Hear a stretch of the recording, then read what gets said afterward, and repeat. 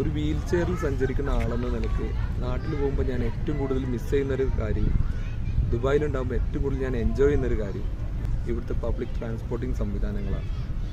Metro, bus എന്നതിനൊക്കെ പുറമെ 28ഓളം wheel chair accessible ടാക്സിയാണ് ദുബായിൽ മാത്രമുള്ളത്. നമുക്ക് വളരെ കുറഞ്ഞ ചിലവിൽ അത് ഉപയോഗിക്കുകയും ചെയ്യാം. ഏത് പാതിരാത്രിക്കും നമുക്ക് ട്രിപ്പ് പ്ലാൻ ചെയ്യാനും ലക്ഷ്യസ്ഥാനത്തെത്താനും ഈ ഒരു സംവിധാനങ്ങൾ ഉപയോഗിച്ച് സാധിക്കും.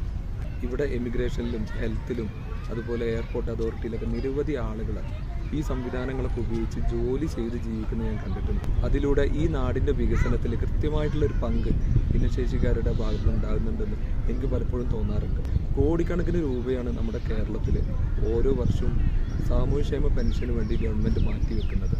ഈ പെൻഷൻ വാങ്ങി മാത്രം ജീവിക്കാനുള്ള ഒരാളുകളായിട്ട് നമ്മൾ മാറ്റി നിർത്തുന്ന പോലെ, ഞാനടക്കമുള്ള ആളുകളെ മാറ്റി നിർത്തുന്ന പോലെ എനിക്ക് പലപ്പോഴും തോന്നിയിട്ടുണ്ട്.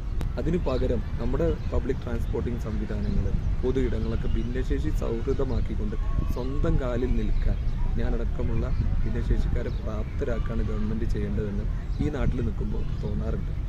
അങ്ങനെ ചെയ്താൽ മാത്രമാണ് നമ്മുടെ നാടിൻ്റെ വികസനത്തിൽ കൃത്യമായിട്ടൊരു പങ്ക് ഞങ്ങളുടെ ഭാഗത്തു നിന്നും അടയാളപ്പെടുത്താൻ സാധിക്കുകയുള്ളൂ.